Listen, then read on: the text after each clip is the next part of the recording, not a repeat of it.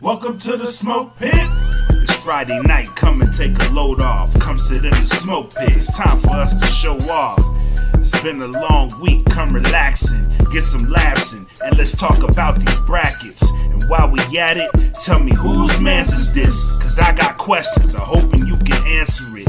Get ready, cause you know we gon' talk a lot of shit. It's Makk and Makk, welcome to the Smoke Pit.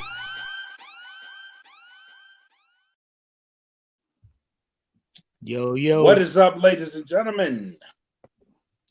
Y'all How y'all doing out there? Y'all already know what it is. It is Friday night. Yep. And I am Makk, aka your boy. And I am bred like a king. Mate is Kelvin Kaylee. Welcome back to the Smoke Pit, ladies and gentlemen, on this fine Friday. Hope everybody's had a good, productive week this week or made the most out of what you can make.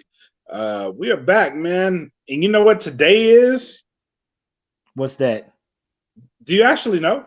Today is, we're on episode 26, right? Yep. Today is actually our 6-month anniversary of the Smoke Pit. This is the 6th month anniversary of the Smoke Pit. Oh, today. Shit. And I ain't even get you nothing. Me neither. I just thought about that shit today, and I was like,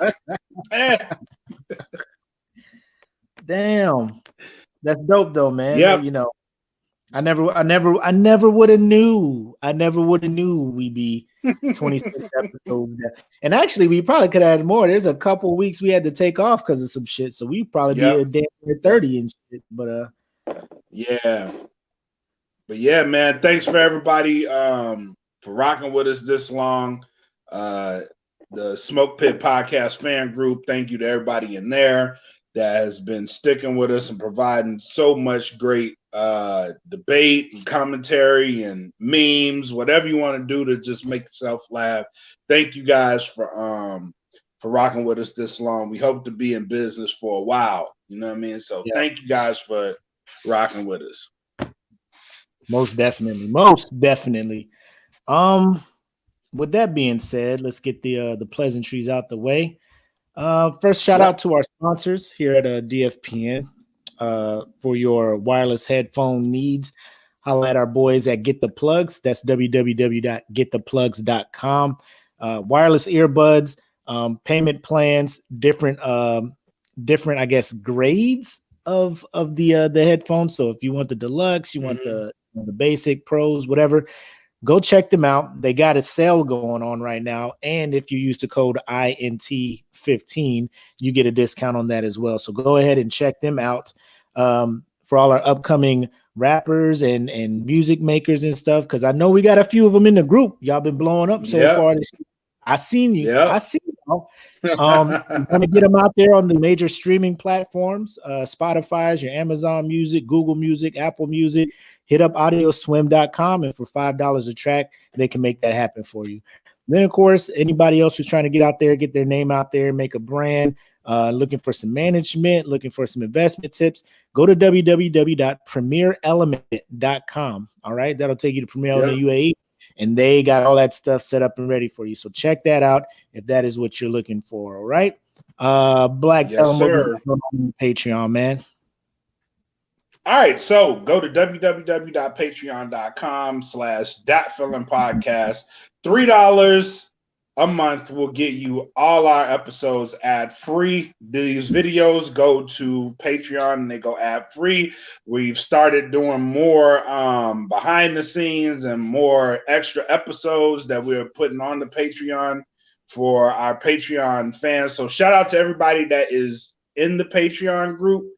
We just got a new member last week. So shout out to everybody that has joined our Patreon and that has contributed. Shout out to Pitmaster Mikey P. Bean, too, because he upped his ante from $10 to $20 a month. So shout out to you for doing that, bro. Very, very good conversation that we actually had with him on the Patreon. So we're doing a lot of things over on Patreon that we don't necessarily do in the group. So shout out to everybody that's doing that. Remember, $3 a month will get you all of our episodes ad-free. You can participate in all of our live shows. And we do giveaways for our premium Patreon subscribers. So listen, $5 a month will get you that. $3 will get you everything else. So come join our Patreon. Come have fun with us. Come join in on the extracurricular activity that we're doing over there, man. What else you got for him, Matt? Speaking of Patreon, when you join the Patreon, you get a code for discounts for our merch shop over at Teespring. So you see down there, go to teespring.com and search Dat Feeling Podcast. That's where you'll find merch for all of the shows that we got on our network.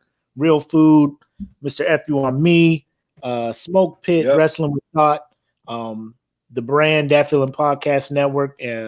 What we got? Breaking down the classics. In the Den. So we got some stuff, and coming soon. I know you probably seen them in the group. We have a new podcast coming out by one of our fellow pit masters, The Salute. Yep. It's geared.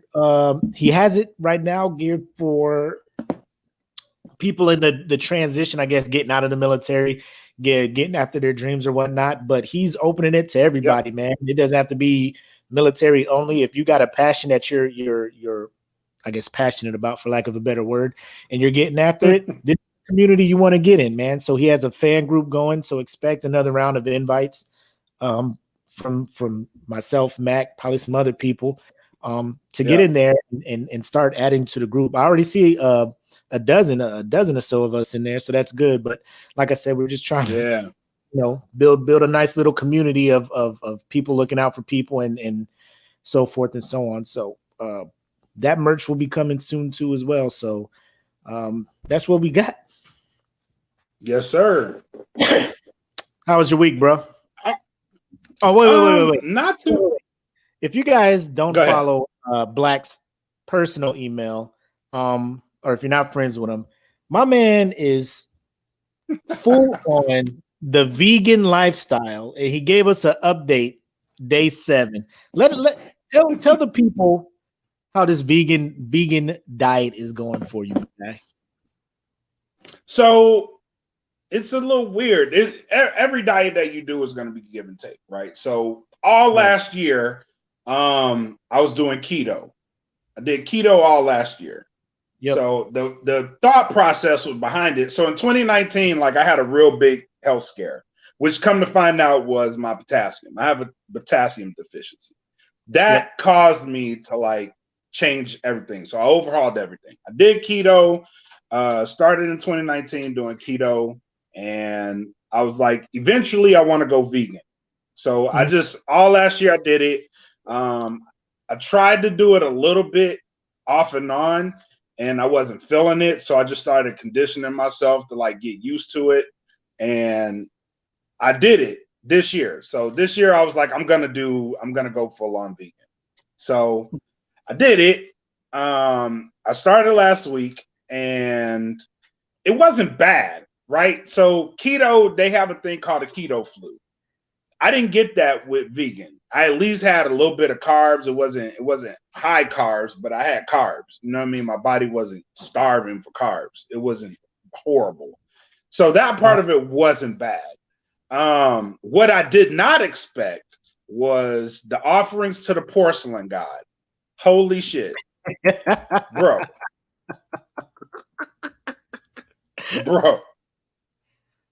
And it kicked in. Yeah, it cleansed fast.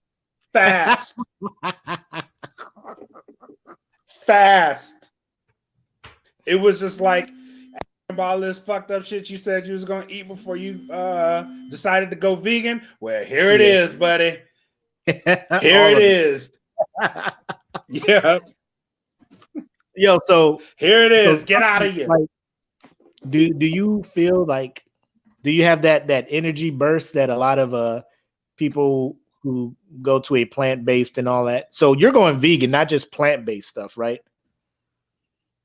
Yeah, it's mostly plant-based, but yeah. Okay. So you get that burst of energy where you're like, man, I never knew I had so much energy to do stuff. Yeah, I do actually. So yesterday was like a weird day for me because I didn't even realize I didn't drink coffee until Yeah. about 4 o'clock. And I was like, I hadn't had any coffee whatsoever. And I was just up. And that part of it was good. Like there's some benefits to it. Like I monitor my blood pressure regularly, and my blood pressure is really good. It came down a lot. So that was that part of it was really good. But dog, just like Conwin got pizza today, and it wasn't even no extraordinary pizza. It was just like some regular Albertsons in the box type shit. You know how mad I was looking at this fucking pizza get thrown in the oven? Now, and it wasn't even mad like she got it. It wasn't mad like how dare you bring this into the house? Like she just went and got shit and just put it in the oven like it wasn't nothing. Like total dissatisfaction. I'm looking at this pizza like, man, I'm about to kill that shit. I'm about to body slam all of you to get to this fucking pizza. Let me tell you, y'all better eat all that shit. Kids eat chicken nuggets. All they ain't even satisfied. They just eating them shits and like whatever. Meanwhile, I'm over here, huh? They be like, I guess if I have to eat something, it'll be chicken nuggets. I guess it'll settle. Be chicken nuggets. We don't have anything to eat in the house, Dad. Motherfucker, you eating chicken nuggets right now. You know what I'm saying? Like, you eating chicken, you eating whole chicken nuggets. Who cares if it's processed? So what was you eating it? Huh? I had a fucking banana. I had a banana. Bro, you know the fucked up part? I'm not even at that level. What I started doing is trying to count macros in the sense of my carbs, fats, and proteins. I ain't on the sodium intake, this, that, all that. Just those three, and trying to get those to be a calorie count, depending on my level of activity or whatnot.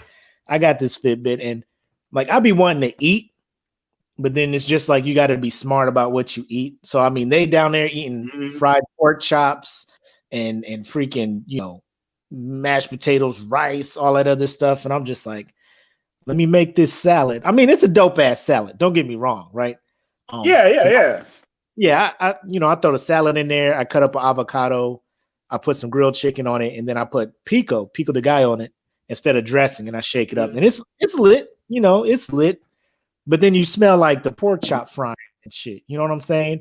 And then like when they reheat it the next day, you're just like, bro, it just smells just as good. Like I never noticed shit like that. Right. Like who was that? Leonella made bacon the other day, and I was like, for real, you got to make that shit right now. Like I was hungry as fuck too, and I was like, because I'm doing vegan, but I'm doing intermittent fasting too. That's another part of that. Oh my God! What is you doing? Yeah. So and it was like in the window. It was in the window, and I'm like, oh come on.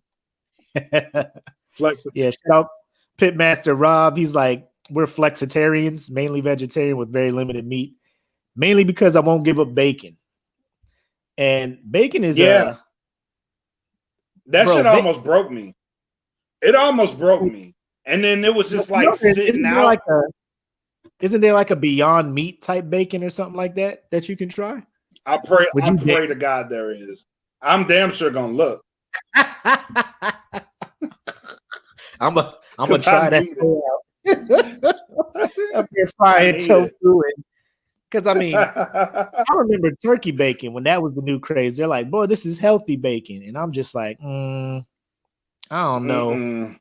Like if it's the only thing available to me, I'll fucks with it. But like if there's pork bacon and we got turkey bacon, I can't even do that. You won't even do that? I can't do turkey bacon. No, I can't do turkey bacon. You'll fuck with tofu bacon? Hell yeah. So right now I bring you a piece of turkey bacon. You ain't gonna fuck with it? Nah, I won't fuck with it. Even vegan won't give me the fuck with turkey bacon. Nah. Yo, everybody in the chat like fucking turkey bacon is trash. And it has more sodium than regular. What? It does. Vargas, you real? That turkey bacon is alive from the pits of hell. So what's so healthy about it then? Is it supposed to be like less fat, but you got more sodium? I have no idea. Yeah, I don't know. But I'd be on that bacon though. Cause I knew I wasn't gonna do vegetarian. I thought about it for a little bit, but I was like, get the fuck out of here. So now I'm just trying to watch what I do and stay active and stuff. But it's tough, man. It's tough. Yeah, it is. So what you sipping tonight before we get into the proceedings this evening? So on my vegan shit, I am sipping on shout out to The Rock because he gave us a blessing with this shit. Some Terramana tequila, and I made a margarita out of it. Man, let me tell you, this tequila is good. I'm not even gonna hold you. It's good. It's smooth? Yeah, it's good, bro.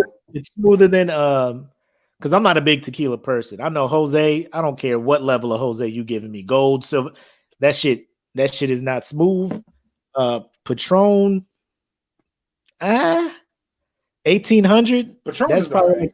Don Julio's pretty good. 1800 is pretty good.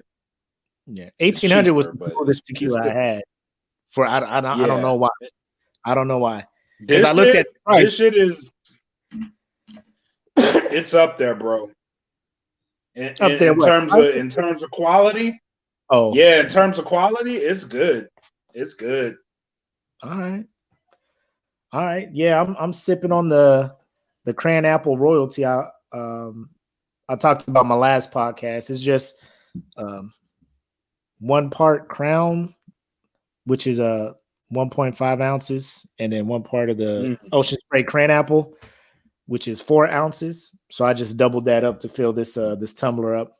So it's pretty good. I ain't on the level you and Wiz is at, mixing up these concoctions and stuff on the rip. I'm a basic ass bitch when it comes to creating drinks. Y'all need to start putting them shits in the descriptions, man. Y'all be talking about it, and then I'd be like, oh shit, and y'all be like, we gonna put the description, the recipe in the description, and then we'll never put it. And y'all don't ever put it in there. So I'd be in there like, man, I want that. I want to taste like rains. I want the angels from Africa. You know what I'm saying? I want the midnight special, whatever the fuck Wiz be coming up with. I want some of that shit too. God damn it. The Merry Christmas. Yeah. The Merry Christmas. Oh man. So before we get into the main thing, I just want to say that I have been on this drink a gallon of water a day thing for quite some time. I've never been like fully had a 3-day streak, longer than 3 days of drinking a gallon a day. But since this year has started, I've been hitting a gallon a day for 15 days straight. This day is to be continued because I'm only halfway done because I've been fucking up. But they'd be like, if you drink more water, your skin will thank you. You'll be more. And I'm not feeling any of the benefits except like if I gonna pee a lot. Yeah. If I get tagged for a urinalysis, I ain't gonna be sitting in the waiting room. You know what I'm saying? Like I'm gonna get there. I'm gonna get there and be like, let's go, bro. Let's go right now. Let's go. Let's go. Yeah, it's got to happen. 2 cups. I'm ready to go. I'm peeing so much, man. Then you wash your hands get all, every time you wash your hands, the water just be stripping all the goddamn moisture out of it. Then I got to go put lotion on. Then I go sit down and like 15, 20 minutes later, I'm like, God damn it. I got to go pee again. And wash my hands again. I'm at the point where I should probably just learn to just sit down and pee. And then just be like, I'm good. So I don't have to wash my hands. But here's the thing. Nobody's going to believe that. Like I will go in the bathroom. Right. Because they're going to think you just took a shit and then this nasty you ain't gonna wash your hands, nasty ass. No, please believe me. I did it. I didn't touch anything. I just sat down. Nah, he nasty. And it's COVID shit's going on too. Ain't nobody gonna believe it. They gonna try to spread COVID and shit, bro. If McCoy brings something to the cookout, don't eat that don't shit. eat it. I seen him leave the bathroom, wash his hands. Now you the nasty motherfucker. When all you wanted was not to be ashy. Right? No, please believe me. I just sat down to pee. What you sitting down to pee for? No, you took a shit. You nasty. Oh man. But yeah, I mean, I'm still at it though, but it ain't fun. I be trying to mix it up, throw some Crystal Light in there and shit, be like, ooh, peach mango. I still be having to pee the same amount of time. Yep. I be trying. That probably make it worse. You mixing the sugar in there, that shit hit your bloodstream fast. I don't know. I just got it because I'd be like 6 cups of this shit, man. Water. I'd be like, let me sprinkle some Crystal Light in. I'd be like, ooh, it's a treat. Yep. Ooh, I'm doing good. Yay. Every third Look at me. Every third cup is a Crystal Light cup. Like, yes. We made it here. That's what's up, man. Hold on. Pablo's like, that's like when you come out the bathroom. I don't give a fuck how good the soap smells. Don't be smelling your hands as you walk out. Right? Just be like, man, did you? Bro, you nasty. Man, get your ass back in there. Watch that. Get your ass in the goddamn. I'm telling. That's the first thing I do. I'm telling. I'm telling on your ass. I'll be quick too. Because there be cats in restaurants trying to leave the bathroom without washing their hands. And this is what I do every time that shit happens. Like if a dude use the bathroom and try to walk out without washing their hands, when he opens the door, I yell real loud, that man didn't wash his hands. And the dude turns back around. He's like, come on, man. Why'd you do that? Why are you mad at me? Because you're a nasty motherfucker. That's why. I'm trying to save us all. You nasty he come back ass. in there mad at me. Come on, man. Why'd you have to do that? Because you ain't washed your hands and you touching in the restaurant. Come on, man. Why didn't you wash your hands? You know what? If he would have just rinsed his hands, and I'd be like, fuck it, whatever. But the fact you just walk out the stall and even around, that, like I think people like that are worse though. Like the people that don't even have the audacity to put soap on it. Like you just nasty, period. Because like now you trying to put up a facade. Now I know you a nasty ass. Because you just turn the water off for like a sprint. Shit. Yeah, they do. Yeah. You studs and shit on your hand. They're just like, nah. One piece of paper towel. Your hand's barely wet. That one piece of paper towel gonna hold them. All right. What the fuck is you grabbing paper towels for? You nasty ass. To make him feel like he did something. Right. I can't have them thinking I'm a nasty person. No, we still think you nasty. My man Mook said he's trying to be efficient with time and leave it in God's hands. That's cool if you at your house doing that shit. But if you're in a restaurant, you probably about to touch the little napkin dispenser shit that I'm feeling. Nah, bro. Nah. Not at the same age. Got people grabbing the doors with their elbows because they know you nasty now.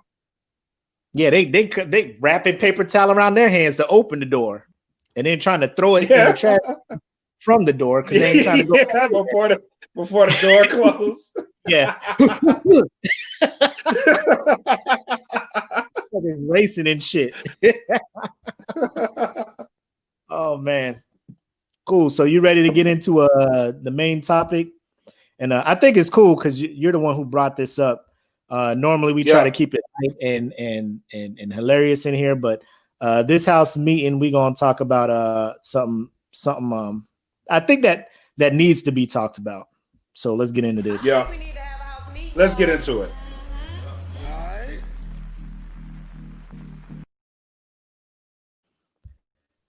Cool. All right. So, one of the pit masters, I forget who it was.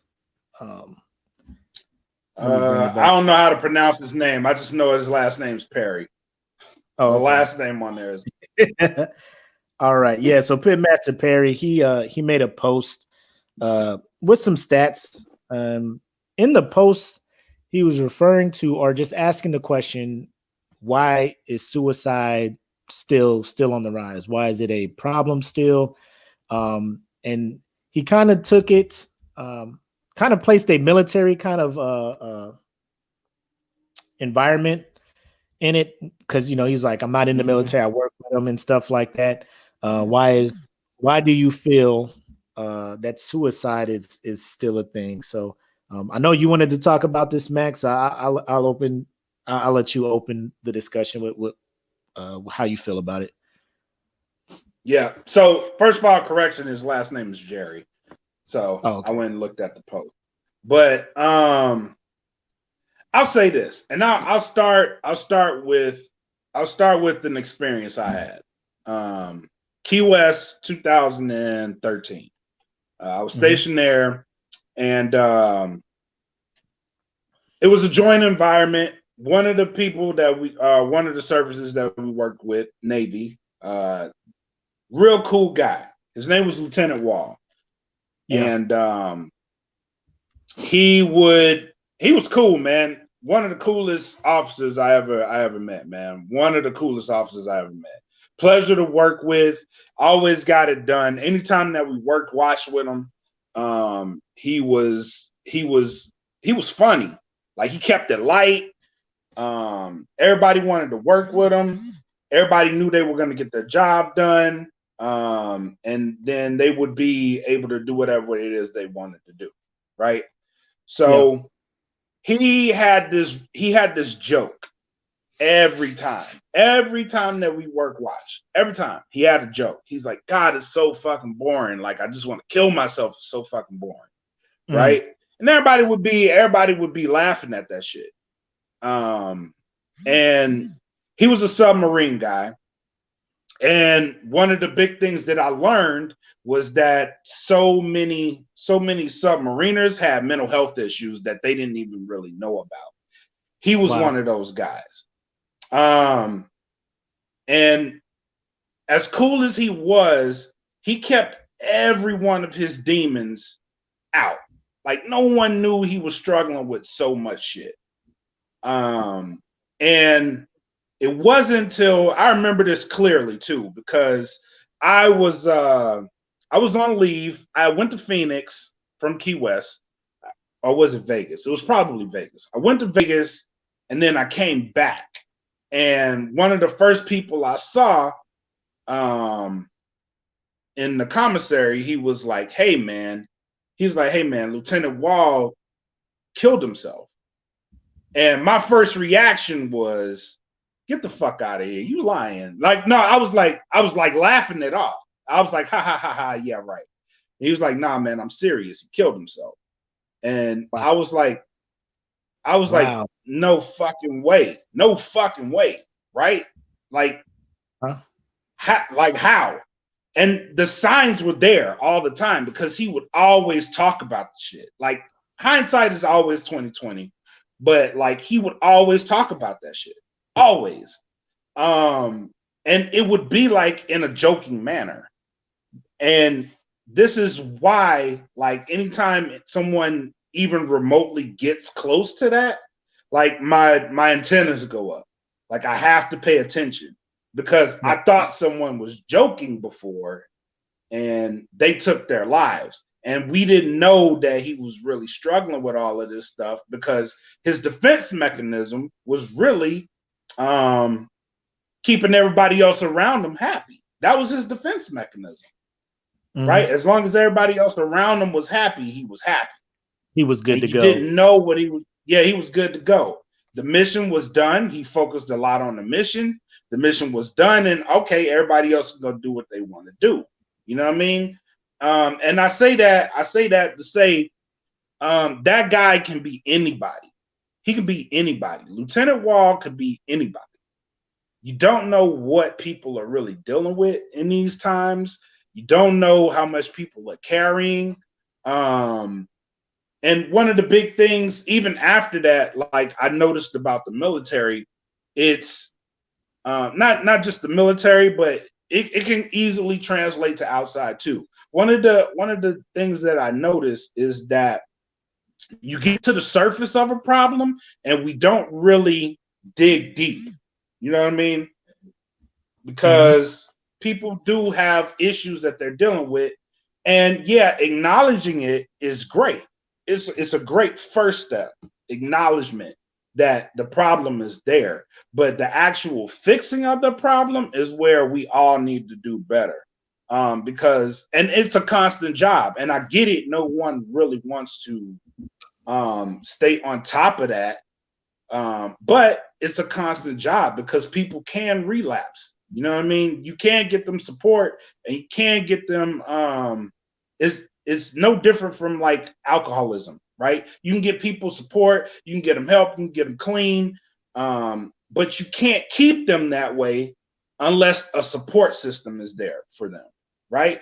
And that applies to mental health, because alcoholism is a disease, so is mental health. Mental health, like some of it can be diseases. Depression is a disease that a lot of people don't really know they have.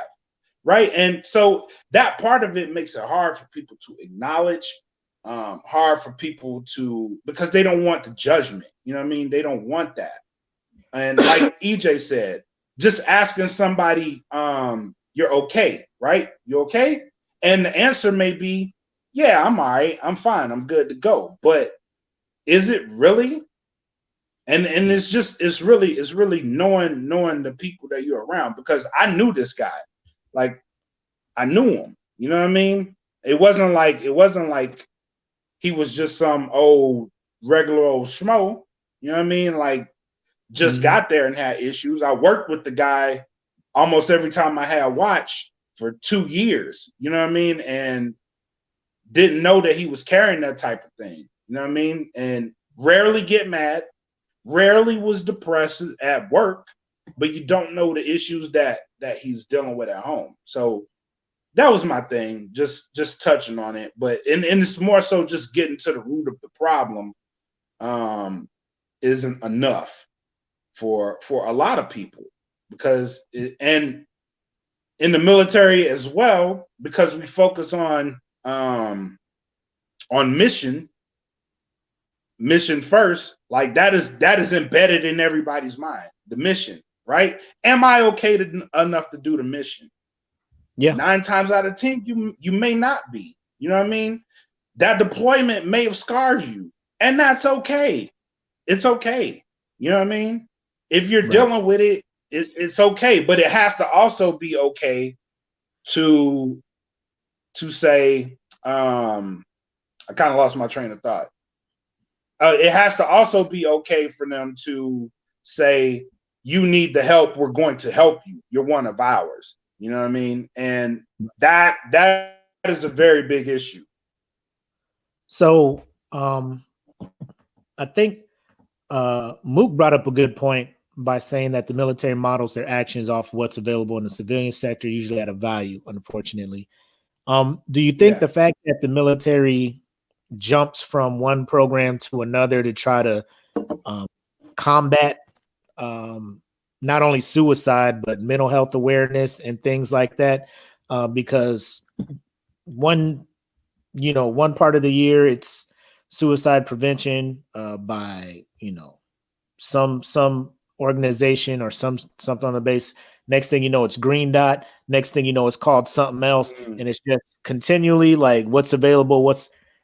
I don't know if they go for the cheapest thing. My mind would be like that's probably what they do. The cheapest based off of value, like you said.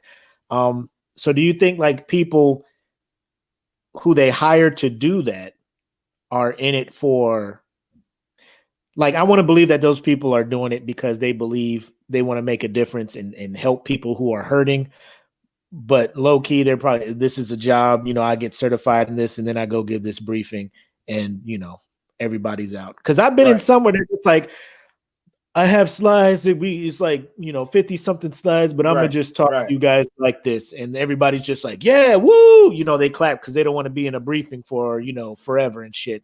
And I'm sitting there like, you should probably just do your job and go through the slides, man, because there's probably somebody in this room who probably needs to hear some shit that's probably presented on these slides that you're not going over because you just want to bounce. You know what I'm saying?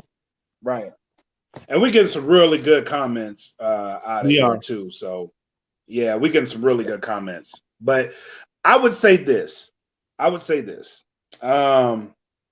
Yes, the value of the program, the value of the program isn't really put into the forefront, but neither is the problem, right? Because the problem isn't focused on until too many people have suffered from it.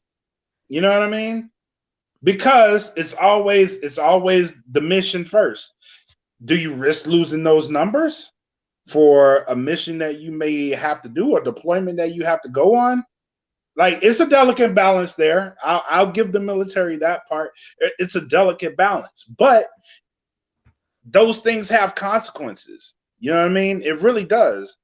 You may not come back the same from some of those things, and that needs to be focused on. Or there may have been an event that happened on base that kind of traumatically scarred somebody. Who knows? You know what I mean? You don't know that thing. Somebody may have gone through something that has altered their capability of trust in people around them, and it until it becomes a problem, the military doesn't really focus on putting emphasis into that type of training. They really don't, and that's just a true statement. So Mikey, I just put his comment up. He was like, and I think it goes back to what you were saying as far as the military mindset. Get back to the mission, right? Yep. And Mikey, scroll back up. I think he said when you go to mental health on base, it feels like they have two goals: either get you back to work or to get you out. Long-term treatment of actual mental health issues is not in their wheelhouse. And I can probably see that happening because you're out of pocket, you're not doing the mission, you're still costing us money. So it's like you either you're either better, which I feel a lot of people do say is, yeah, I feel better, I can get back to work, because one, they're probably separated geographically from their immediate family, and they feel like their work family or onesie twosie, somebody there, like they feel like a part of a team there. Not really, because if they were really getting that need and that fulfillment of being a part of something bigger, they probably wouldn't be thinking suicidal or whatnot, you know. So it's like, I don't want people to think I'm broken, because, you know, then you get that stigma at work, you know, like, bro, are you good? And that's what I said. It has to be okay for people to come out and say that without feeling like they're jeopardizing something. You know what I mean? The care has to be there for them. So what do you feel about and I think Mikey, he kind of alluded to this in the after hours last week. The generation of people coming into the military now, obviously they have had social media their whole life. They've been always able to express how they feel, find people who feel the same way, and so forth and so on. Then they come in the military, and then now we kind of put not so much a muzzle on them or whatnot, but it's like, you know, chill with what you talk about, this, that, and the third. And then also, you still got those old school people, like, you know, back in my day, we just sucked it up and did the job, you know, like you just kept it moving and stuff like that. So this is what I want to kind of roll into is, let me go ahead.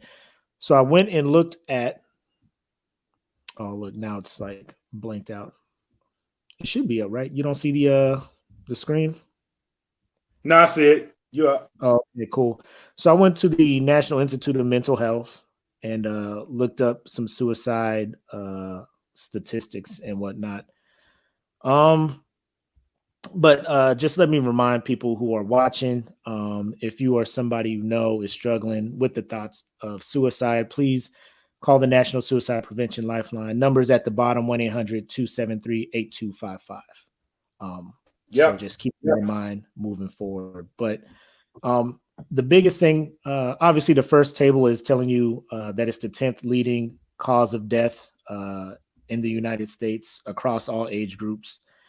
But the thing I want to talk about, and it kind of goes towards the military, the difference between male suicide and female suicide numbers wise. So back in 1999, 10 and a half out of every 100,000 people was committing suicide. On average, 18 out of every 100,000 were dudes. You know what I'm saying? And then 4 for female. And across the years, it's only gone up. So females are now at 6.2 and males are at 22.8. So it seems like it's more of a male dominated statistic, as sad as that sounds. You got thoughts on that? Like, why is it that men are ending it themselves more than females are? Yeah, I have a really big theory on it. And it's just the fact that you're a man, right? And a lot of us are, I'm not going to say taught, or conditioned to bottle up their emotions. You're supposed to be tough. You're supposed to be macho. You're supposed to be whatever that word is supposed to be that like represents you as a man. You're supposed to be strong. There aren't supposed to be any weaknesses. So you're conditioned, right? So when something affects you, particularly something like a depression or PTSD, the first thing that would normally go through a man's mind is, this isn't supposed to be happening to me, right? It's not supposed to be happening. I don't have those types of issues. I've seen such and such. I've seen this person. They have that issue. I'm not like that person, right? Not knowing that you are, but it's just how we're conditioned to be. And we don't really acknowledge that. We don't acknowledge that something is affecting us. Or I think men are just more afraid of the judgment of having those types of conditions. Oh wow, that's a good comment. That's a good comment. I was gonna go to that, but that is a really good comment. But that made me lose where I was going with it. But it's just the not me attitude. Like I'm a guy that doesn't have these types of issues. Right. Or it's not affecting me like it is that person, so I must be okay. And then it gets worse. You know what I mean? So yeah. But that is a really good comment. Yeah. So the comment he's referring to, if you're just listening and not watching, Mikey says when he was working EMS, they had stats that said men have a higher rate of suicide because they are likely to use more violent methods to commit suicide that result in successful attempts. Females are more likely to use methods like pills that have a better chance of being safe from, so their actual suicide death rate is lower, but their attempt rate is just as high. So I think that is something that I don't know if they have a graph on that, like for attempts. No, it's just more figures showing that men be out here wilding. Right. And it's so Jerry says we're also conditioned to be self-reliant.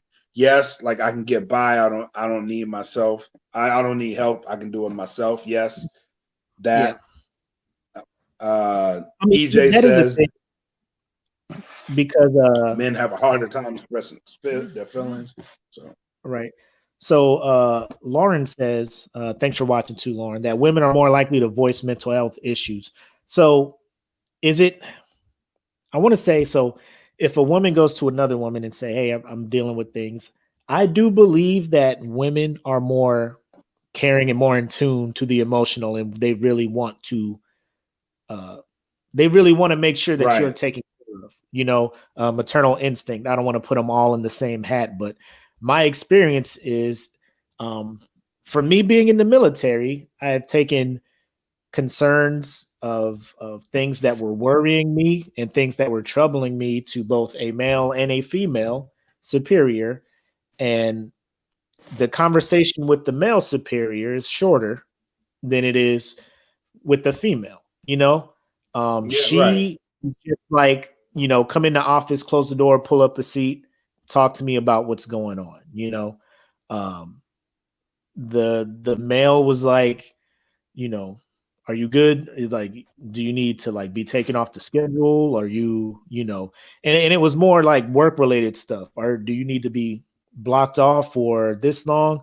You want to talk to the chaplain, or like he wasn't trying to talk to me. He was trying to, I guess, ACE, like ask if I was okay and take me to somebody else. Like, here, he's your thing now, Yeah. So you want to go to the chaplain?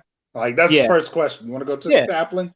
You want to talk to a chaplain? You cool? You want to, and I was sitting there like, nah, it's cool. And then that's when I went to the female chaplain. Yeah. But that's the thing though. Yeah. That's the thing.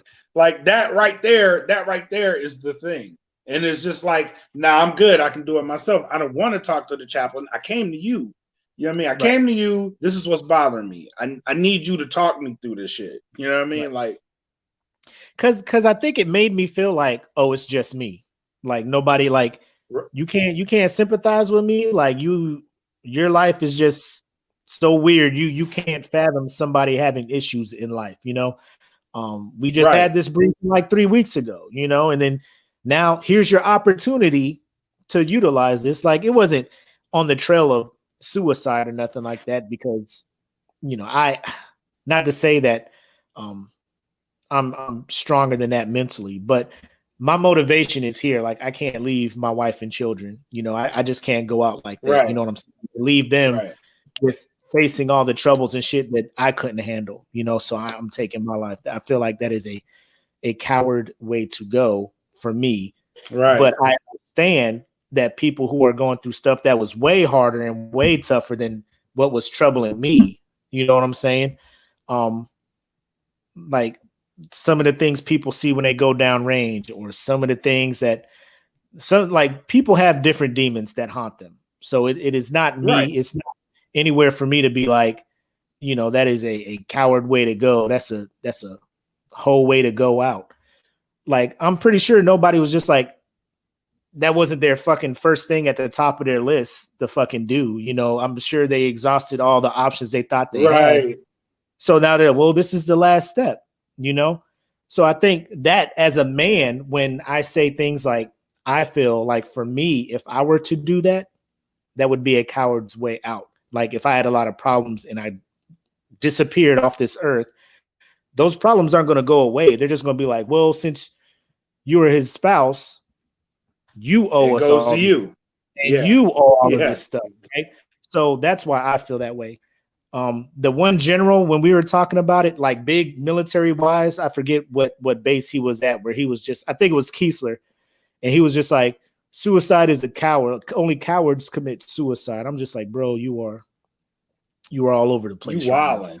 Yeah, these are some things you shouldn't be saying, man. These are some things you shouldn't be saying. And back to what Cypress, is that your name? Am I saying it right? Cypress? Cyperius? I think so. Because that's what I want to say, but I don't want to mess it up. We'll let him correct.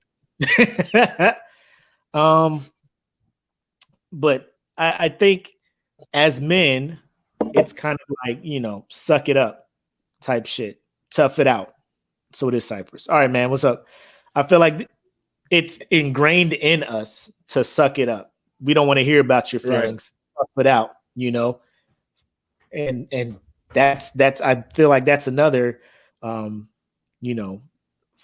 in the fire of why this shit keeps escalating. Right. True. I agree.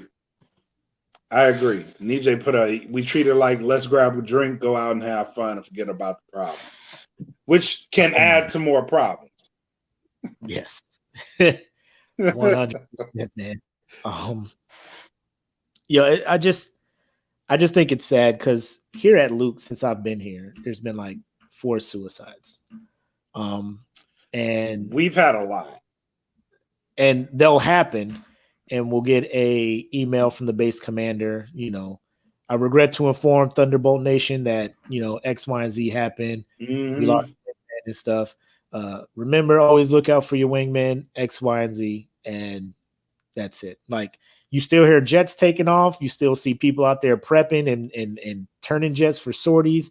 And I'm just like, nobody takes a day to talk and check in on one another just because we had this resilience day a few months ago, Air Force wide resiliency day. Well, that should cover all that stuff. Continue, get back to the mission. We had 3, I think, after that. Like in like successive months too. It was like 1 a month. After resiliency day? But, yeah. Yeah.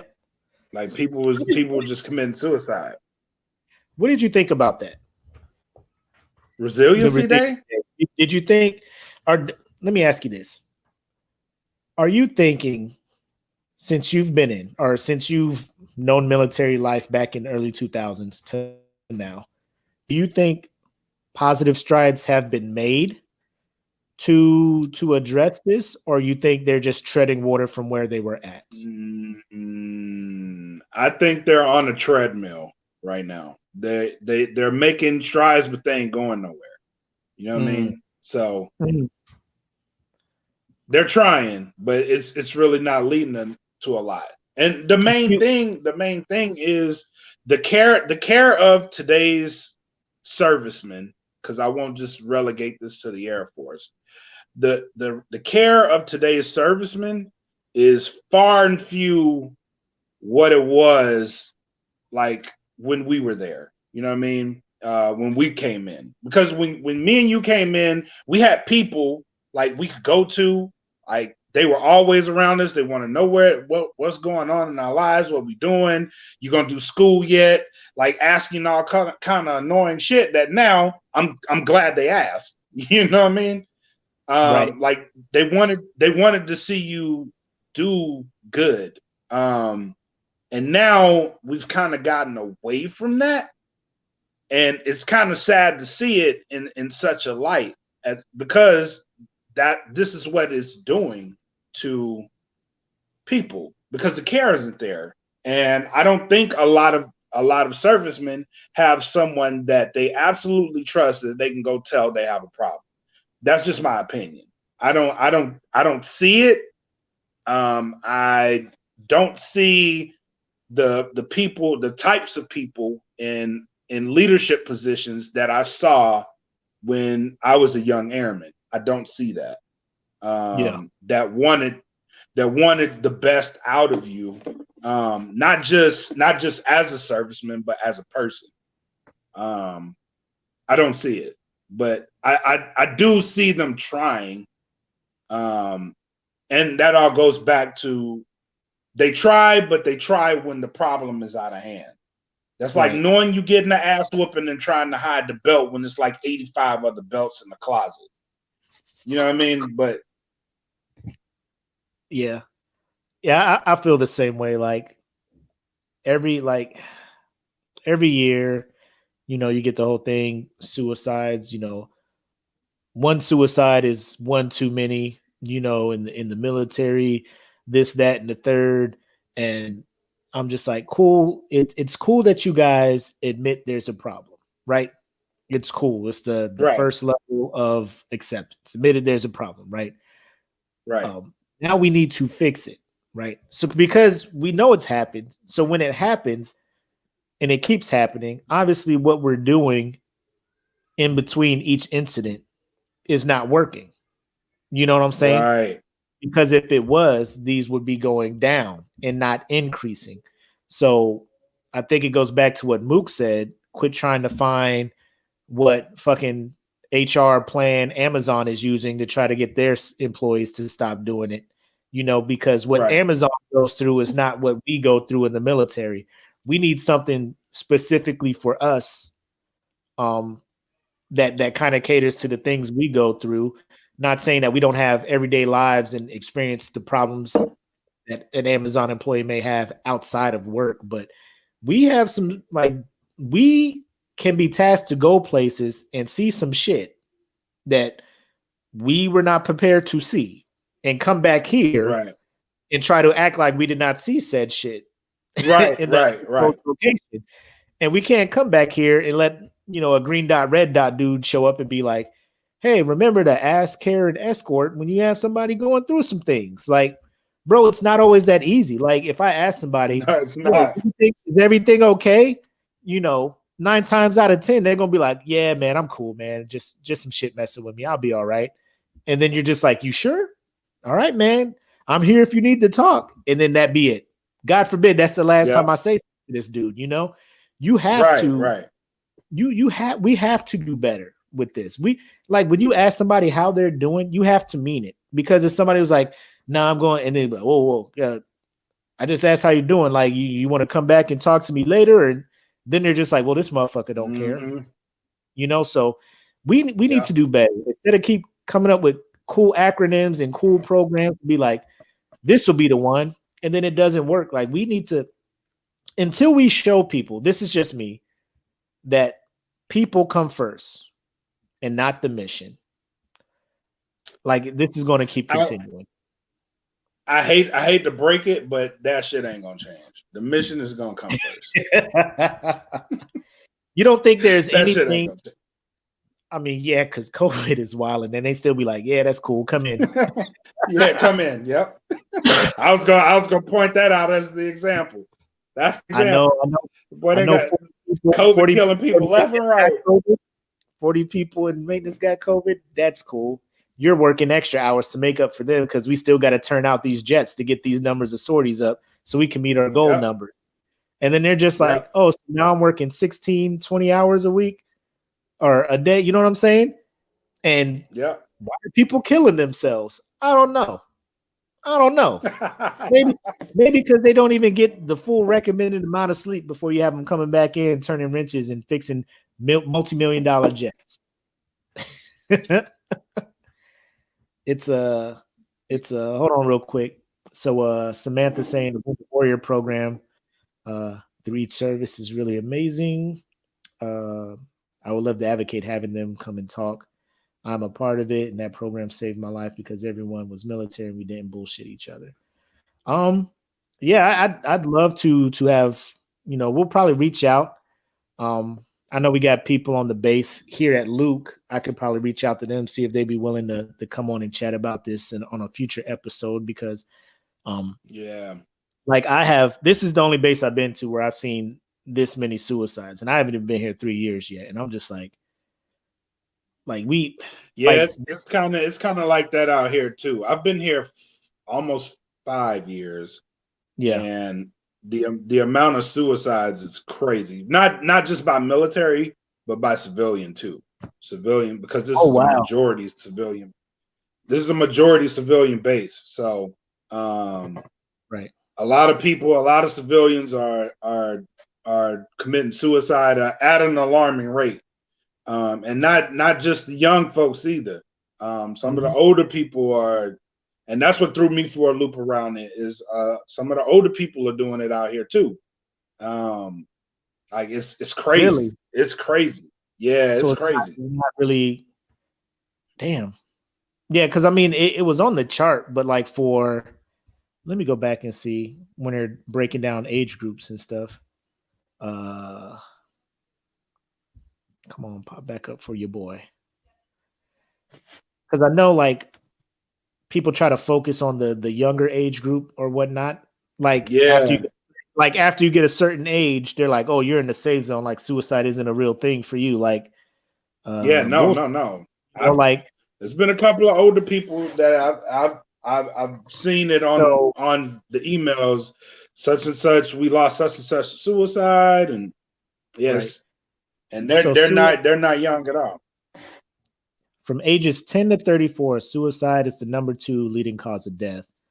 And then age 35 to 54, it is the 4th leading cause of death. And then age 55 to 64 is the 8th leading cause of death. And this is this only goes up to 2018. So this is the most current thing as of 5 January. That's what their article says up there. But yeah, it can happen. Like, bro, people don't stop going through shit because they get older. You know what I'm saying? Yeah. And I don't know, like, do those guys, they probably have their families out there and stuff too. It's not like they're out there just alone and miserable. Right. Yeah. Like, right. I don't know what they're all going through, but I think I think until like somebody commits suicide, in a maintenance group or something, like all missions and shit stop. Like that's the least you can do, and have those people. Because I'm looking at that squadron, like say we're at the 728th, somebody commits suicide, and then they just like, so Kaylee, you going out there doing the prep for the radar for our mission, and like Willie, you going out there? Yeah, that's what I'm saying. Like, if it was 728, it'd be like, look, man, I ain't all right. I knew this motherfucker. You know what I mean? I'm not all right. Right. Yeah, and that's what I would think. I am not in the clearest of mind to do anything because I knew this guy. You know what I mean? And he's gone. You know what I mean? He's gone. That's what threw me off about the lieutenant I was talking about in the beginning. That's what threw me off about it. It's not the fact that it's the fact that now I have to go to work knowing that this guy committed suicide, and I hated going into work. I hated it from that point on. I hated going there, and it was because like I had to sit in there and he's not there. You know what I mean? And the climate around it was immediately like it was awkward, man. It was like really awkward because you could tell people were affected by it, but you have a job to do. It's not fun anymore because it was fun. Like it was fun. It just wasn't fun anymore. The environment had changed. And all I could think was like, it was this tension in the air just all the time.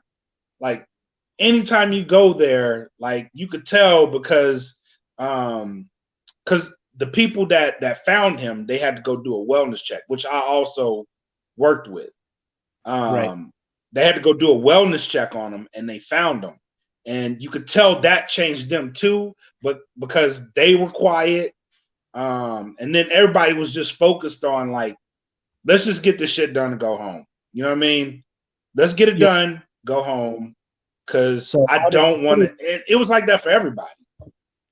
How did the commander down there handle that for the unit? He could tell, and he was a Marine colonel too. He could tell that it bothered people. So he, and to his credit, one of the best commanders I served under, really. One of the best commanders I served under. Yeah. He really tried to get everybody to heal. You know what I mean? But he still had to focus on the mission. His response to it was find whatever avenue that you can to help you heal from it, because I know that it's affecting you. I know it is. Right. And he checked on us. He checked on everybody a lot. But it was still awkward. It was still awkward. And then there was a big feeling of guilt from everybody because the dude talked about it so much that everybody just thought he was playing. So that part was a big hurdle for everybody to at least just go to work and get work out of the way because no one wanted to.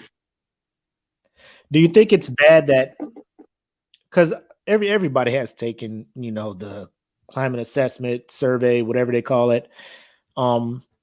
People joke. Do you think we need to stop using certain things as laughing matters or joking? Like, like if it's a long day or you sitting through a long brief, you look at somebody and be like, "Kill me now before I kill myself," and then people be like, "Ah, ha, ha, ha," like, yeah.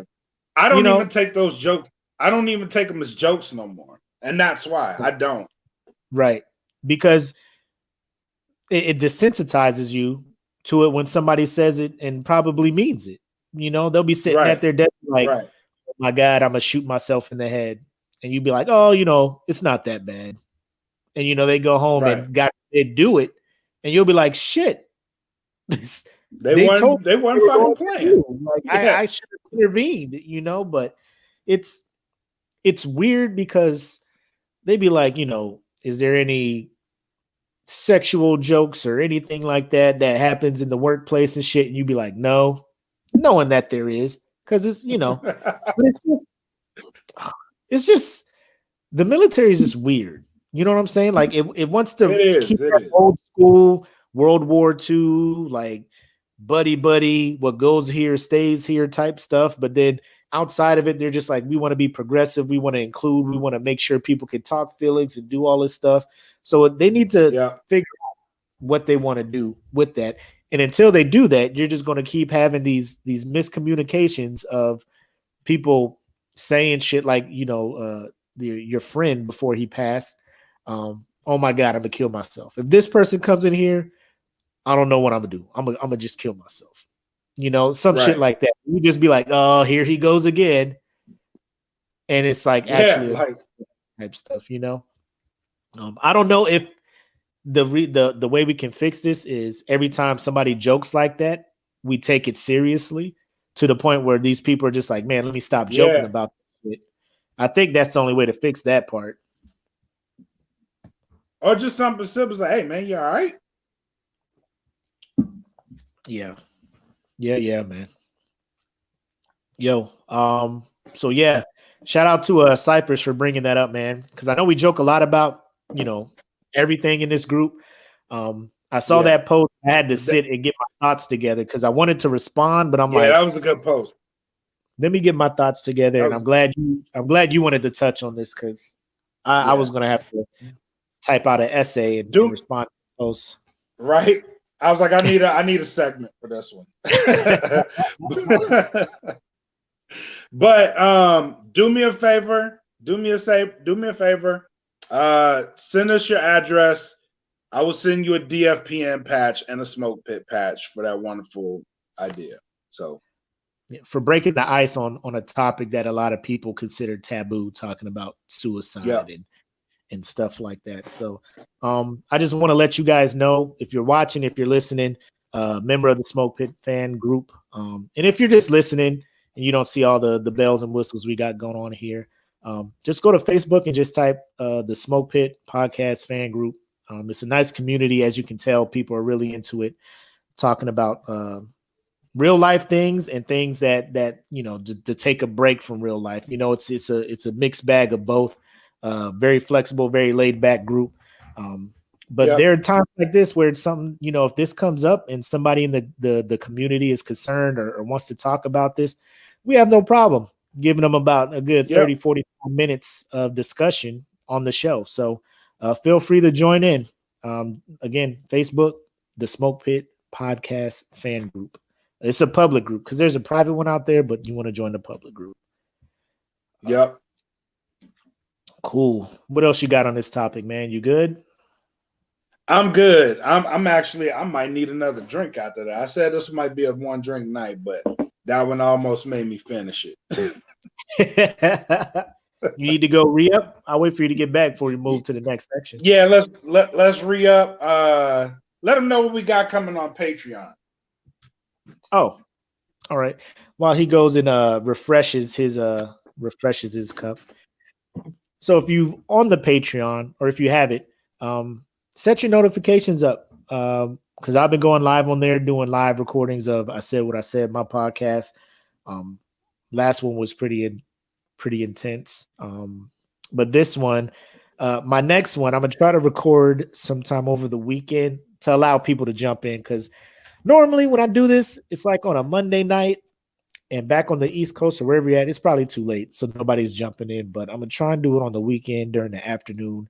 The topic I want to hit on this week is like toxic masculinity, like why I feel like that's an issue, and how it is affecting today's youth. Because I have an 18-year-old dude, 18-year-old son. I call him dude because we're cool like that. But he's not into sports or anything like that. And people look at me and they judge me by the fact that he's not playing sports. Like I did something wrong raising him because they know I'm into sports and they're just like, oh, your son don't like sports. What's up? You know? So low key that bugs me. So I'm gonna just talk about that. I'm not saying that, you know, it's a rampant problem, but it has the potential to be something that can just, you know, fuck people up mentally, that can lead them to something like what we just talked about. Like they feel inadequate, like I'm not what society expects me to be, or I'm not what society says I should be. And then they probably fall into the realm of you know, something like that, thinking about suicide. So shout out to everybody who commented, Angel, Sam, Cypress, EJ, Mikey, Mook, who else was in here talking, man? I mean, some awesome comments and stuff. Lauren, Rob. I mean, it's good to have participation like this back and forth. Angel, I saw your story you put in there. Like I said, it's amazing what comes up when somebody asks that question. You know, you never think anybody else goes through this. A lot of people think like it's just them, you know, so it's awesome that other people are able to you know, come together and share their stories to let people know they're not alone. But yeah, that's what's been going on. Oh, we need to make a segment shouting out SmokePit members who are out there doing their thing. I know I've been sharing a lot of the stuff that members in the group have been doing, but I think we need a segment to single out once a week a member that is out there on their grind, getting after what they want to get after in life. So we'll start working on that because we got a lot of members who are doing a lot of good stuff this year, and I want them to know that we appreciate that because they're supporting us. We're going to do everything we can to support you guys out there as well. As my voice gets all dry.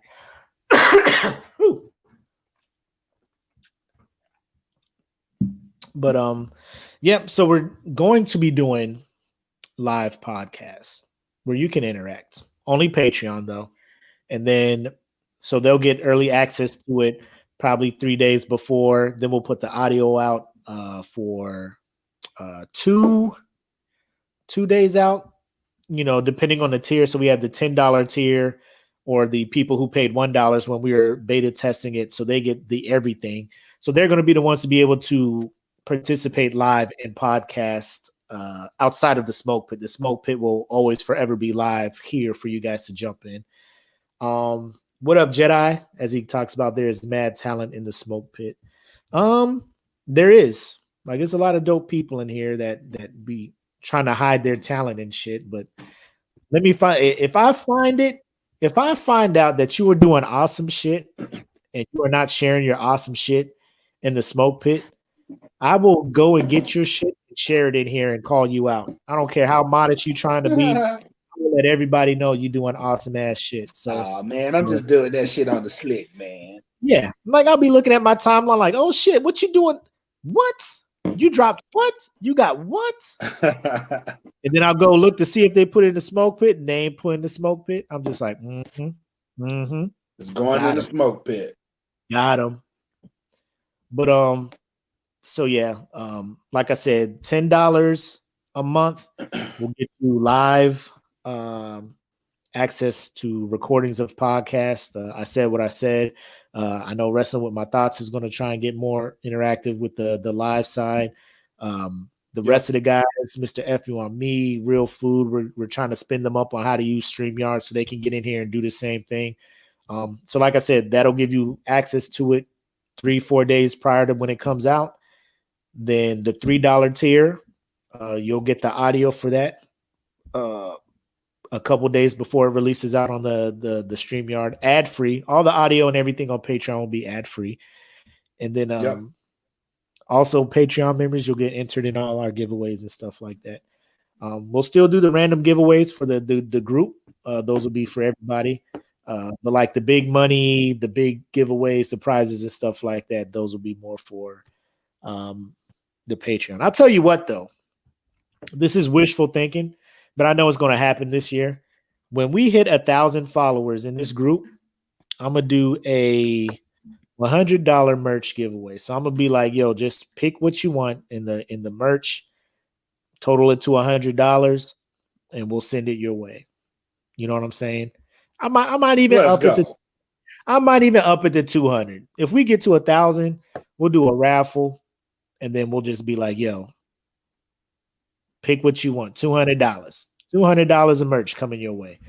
That's how I'm feeling about shit. But I want to see that happen though. I mean, I'm looking at it. I see 850. I'm just like, bro, that's doable. 150 people. That's doable. doable. If two of y'all invite 2 friends, you know what I mean? Just invite them. Tell them we don't bite. The water's warm. It's not shark infested. All right. So you want to if you know me and Matt, you know we like sports.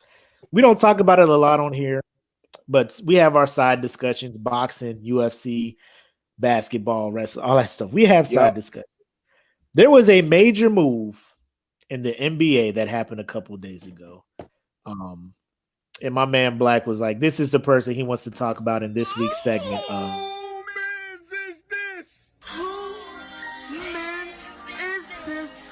I need to know.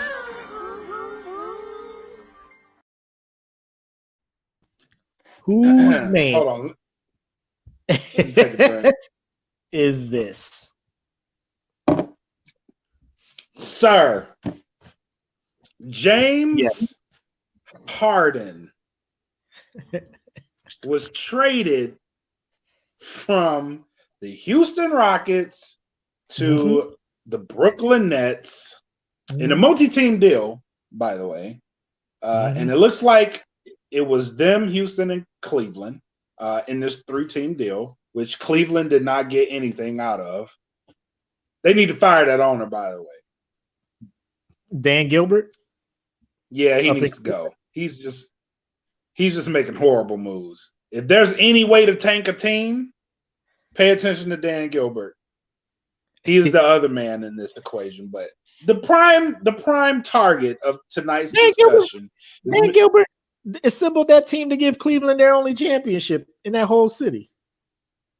That wasn't Dan Gilbert. We know that was LeBron. We know now that was LeBron. LeBron with that. We know now it was LeBron.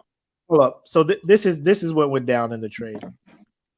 The Nets sent their sender Jarrett Allen and forward Taurean Prince to Cleveland, and guard Karis LeVert and forward Rodius, I don't know this dude's name, as well as 3 first-round draft picks and 4 first-round swaps to Houston. So Houston is going to come out of this. Houston won. Houston won. Because they also have Boogie Cousins and John Wall over there still. It's not like they won. The Rockets also and they got rid of James Harden. Yep. The Rockets also received guard Dante Exum and a 2022 first-round pick from Cleveland, and Brooklyn acquires a 2024 second-round pick from the Cavaliers. And then also the Pacers got into it, and Victor Oladipo also went to Houston. Yeah. Houston won this trade. They won that trade. They did. They won. They did. Now that I'm reading all the shit that just happened, Houston is stacked. Yeah, Houston won that trade. They may not look good for the rest of the year this year, but 2 years from now, them dudes might just be talking about titles. I low-key think that they are a better team now without James Harden. I would happen to agree. So do you think his legacy took a hit with this trade? Yes. Here's why. Okay. Here's why. James Harden wanted to be the man. He wanted to be the main guy. And this is why he makes Whose Man's Is This? Sir, you mean to tell me you want to be the main guy on this team so much that CP3 got shipped out of Houston and went to OKC. OKC did great with CP3 in that squad because it was just CP3 and a whole bunch of role players. Yep, and he made it work. Went to the playoffs. Meanwhile, Houston struggling. Struggle bus city. And you got Westbrook. How, sir? How? His legacy is going to take a major hit. I've always said, and I got a lot of hate for this, but I feel way more comfortable saying it now. James Harden will never be a leader of anybody's team. He won't be. He's just a great scorer. He is a role player. Yeah. So all those years, role player. All those years in Houston, you don't think he was ever the leader of the team? No, I don't. I think he was just a great scorer. When CP3 got there, CP3 was. Oh, CP3. And he wasn't there, but a couple. Everywhere CP3. He was. I'm like, oh, that's CP3 team. CP3 left. Russ came in. You could make an argument it was more Russ's team than it was James Harden's. Facts. You can make that argument. Here's my thing. I don't think Russ is a leader either. I think Russ does. They're too much. Him and James Harden are too much alike. That's why he left Houston. I would say that's why James Harden left. They're both ball dominant. You know what I'm saying? Like that's what I'm saying. They're too much alike in that aspect. Kyrie is ball dominant, and KD. I feel bad for KD. Like a lot of people give KD shit. Like, oh, you went and joined the Warriors to win your rings. Like low key. The Warriors were not going to win any more rings without KD. Like if KD didn't go over there, the Warriors just would have had that one ring. No. Brown would have ate their ass up. Yes. So Brown would have ate their ass all the way up. Steph benefited more from KD showing up there than KD benefited from Steph because KD was balling his motherfucking ass off in Golden State. So I feel bad KD over there because KD got there and he was like, bro, don't get rid of Kyrie. Kyrie's my dude. We're going to do some things. Now Kyrie over there acting up. Like Kyrie is on my list too. Right now, Paul George is at the top of my list for I want to see him fail. And I know that's how Kyrie's up there. Kyrie's up there. No, Kyrie is up there. Cause I'm just like, bro, retire if you don't want to ball no more, bro. Like don't hold this team hostage because you got a whole squad of people who are just like, bro, you coming to the game, Kyrie? Oh no, you just don't want to come through. You want a Zoom call? Did you see that shit? Yeah. Like hours before tip off, my man is in like a clubhouse Zoom chat or whatever. And I'm just like, and he tried to change his name in it. Like nobody's gonna look at the fucking cam and be like, oh shit, that's Kyrie Irving. Like you just that unrecognizable. Like burning sage and shit. Like you wild, bro. He is the Ricky Williams of the NBA. You remember Ricky Williams? He was just like, oh, I'm gonna go. Yeah, I remember Ricky Williams. I'm gonna go to Tibet and I'm gonna find myself spiritually. And it's like, bro, you want to play football no more? Like you in your prime. I can take it or leave it, whatever. I think that's where Kyrie is. Right. Kyrie is on some next level shit. The way he be talking to his fans or just to the general populace, like you guys just don't understand the mind of a genius when like, do you want to play basketball or not? Is all we want to know. Because if you leave, nigga, you think the earth is flat. I'm done with you at that point. When you think the earth is flat, I think he said that shit for do clout. you think so? Yeah, and this shit worked. I think he did that to get people dumb enough to believe it. I think he did that to get people to stop talking about him leaving LeBron. Because that's all that was. Like, why you leave LeBron? The earth is flat. What? You stupid. That's a great response, though. Yeah. Why did you leave LeBron? Did you think he was being too overbearing? You know you can fall off the earth if you keep going to the west. What? I 100% believe that. You stupid. He's a flat earther. And then he's like, worked like a charm. Gets them every time. Yep. Done it. I wonder if any dude is outside of sports. Like the girl be like, who is Jennifer? Who's Jennifer on your phone? Did you know you can fall off the earth if you keep going on the what? Yeah. You stupid boy. You ain't nobody. The earth ain't flat. Yeah, it is. Yeah, it is. You Yeah, it stupid. is. That's why I love you, because you stupid. Ha. You're so good. Come on to bed.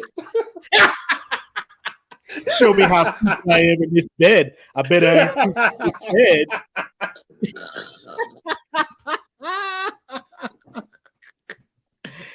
I bet I ain't stupid in bed. Shut up. Show me what you're talking about. Get some every time. Work every time. Thanks, Kyrie. Like a fucking commercial. Kyrie! Did you? Put Kyrie on the phone. Kyrie. That shit was funny. I'm 36. Yo, but you did in Damian Adams joint, the Real Deal with Damian Adams. Follow that, by the way, Real Deal with Damian Adams. Yeah, follow him. You did post a very true, based on what's happening, statement, which was what? Which was what? Oh, let's talk about it. LeBron leaves Cleveland, goes to LA, and then all of a sudden there's this great migration from all the NBA stars. They going east. They going to the east. They getting the fuck out of Dodge. LeBron they getting. LeBron, we got to go. We got to go. We gotta go. We got to get the fuck. We got out of to here. go. We can't be I standing around here. This dude crazy. LeBron came out west and started balling.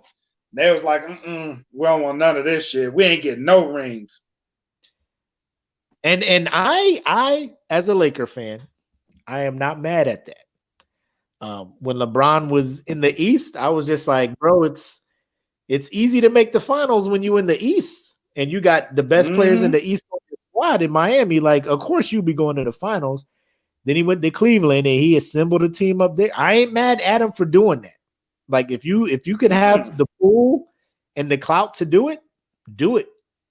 Not everybody want to be like Charles Barkley and be like, I was an awesome player with no rings, because they be lighting his ass up on TNT. Shaq and Kenny don't let that man talk about championships at all. What you know about championships, Chuck? You ain't got no rings. Every time we start talking about championships, you should just be quiet over there, Chuck. You ain't got no rings. What you know about championships, Chuck? You ain't got no rings, Chuck. Chuck be out there like, Chuck, I was playing against the 80s, motherfucking shit was hard. Everybody had teams with me. I was on the Sixers balling my ass off with nobody. With nobody. Jordan over there with Pippen.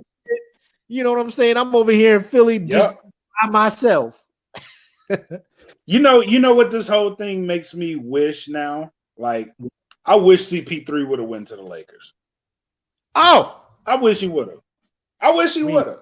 We cannot talk about that and expect this video to end on a high note. Because God rest his soul. It hurts to say that, because I want to damn it to hell. But David Stern blocked that trade and was just like, it's for the best interest of the league to not do that, because then they'd be stacked. I'm just like, okay, I guess. I guess. Then all of a sudden I look over in Miami and I'm just like, what? We don't want to Not even Miami. Not even Miami, because when Ray Allen and KG went to Boston, I was like, what is this shit? Well, because I look at that and I think that was just because I was looking at Kevin Garnett. Kevin Garnett was not the Kevin Garnett he was in Minnesota. Like he was serviceable. He was a great defender. Right. Paul Pierce was on the tail end of his prime. Ray Allen was just the dude to space the floor out. I think Rondo was more of a they should have included Rondo in that as far as a big three, because that motherfucker's still out there doing work and the rest of them cats is gone. You know, so I think Rondo is what made that team great, that point guard play. But I saw that. I would agree with I you. didn't think anything big because I mean we were still over there in Los Angeles competing with Paul Gasol and fucking Kobe Bryant. You know what I'm saying? Everybody want to be like Andrew Bynum was doing. Like, get the fuck out of here with Andrew Bynum. That dude was a flash in the pan. He had a couple good seasons, and everybody was trying to crown him the next big thing after Shaq. I was like, nope, nope. But I mean, we still fucking. The minute those three went to Miami, I was just like, ain't nobody winning shit. Ain't nobody winning a goddamn thing until these motherfuckers break up. When Dallas beat them that first time, I was just like, Dirk is that dude. No, you know what? I was looking at Dirk. You know what? You nasty. I say this now. I say this now, and people call me crazy for it now. I don't. When they got there, I didn't think they were going to win the championship the first year. I was pretty confident they weren't going to. So when they got to the finals, when they got to the finals, I was like, shit. Yeah, no, I didn't think they were going to win. I didn't think they were going to go that far. I actually didn't. Because they didn't have any type of chemistry as a team. Right. But the fact they went to the finals that first year, I was like, oh, it's about to get crazy. Yeah. It's about to get crazy. In my mind, I was replaying LeBron when he first showed up, and he's like, we're not going to win. Not one, not two, not three. Not like this motherfucker was spitting. Motherfucker is spitting. Because they got out there, I mean, they were struggling, and then they fucked around and won like 17, 20 straight or something like that. I'm just like, uh-oh. Yeah. Like, I knew it was there, but I was like, next season is going to be insane. If they're playing like this season, I was like, I feel bad for the league because these boys about to kill everybody. And I was in Key West at the time. So I was like, I'm about to go to Miami. I need to find me a way to Miami to get around these celebrations. Yeah, right. I need to be around some of this shit. But I will say this, and I don't like the James Harden move. I hate it. I hate it so much. Like I am vehemently against this shit because you have three dominant egos on one team. Right, that's way too much. You know, Kyrie left Cleveland because he didn't want to play with LeBron because he wanted to be the man.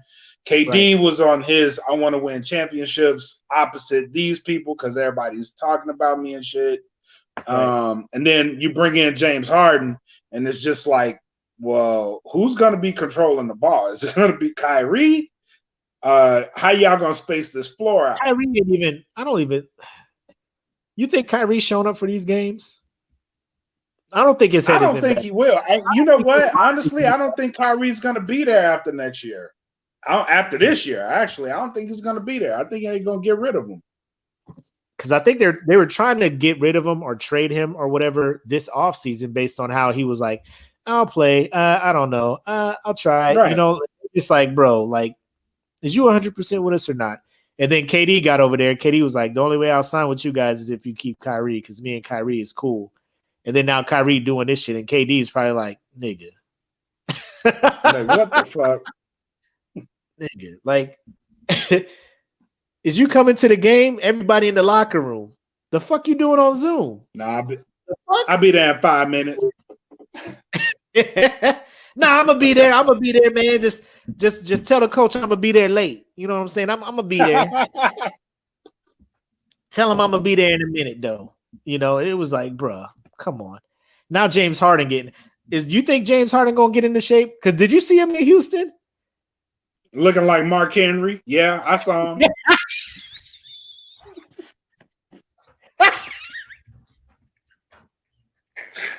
We saw him. This motherfucker coming on the court. Somebody about to get their ass whooped. Somebody about to get dun dun dun dun. Somebody about to get their ass whooped. Something like he showed up. What I do?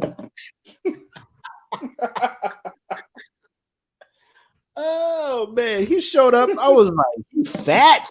We eating, huh? Reporters was like, bro, so we at training camp. What were you doing in Vegas and Atlanta? Training. Training. TMZ gave us videos saying that was a lie. Yeah. He was in them clubs. Yeah. Bro, you don't go full Jamarcus Russell. What are you doing? No. You can't go full Jamarcus. What's wrong with you? What did you go to Brooklyn for, knowing that strip clubs are closed in the New York and New Jersey area? What you gonna do, James? Right. What you gonna do? They retiring your jersey in Houston like he was a real one.